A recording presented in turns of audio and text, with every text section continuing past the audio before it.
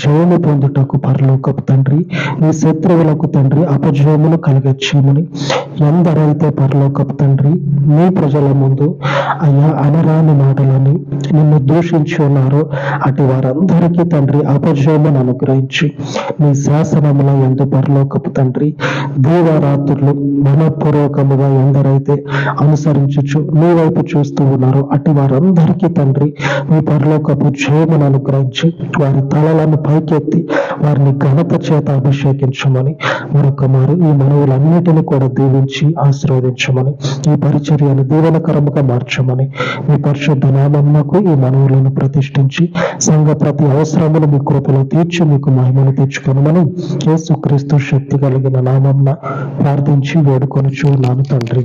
ఆమేన్, ఆమేన్. మన పరిశుద్ధుని కృప మనకు తోడై ఉండును గాక. ఆమేన్, ఆమేన్.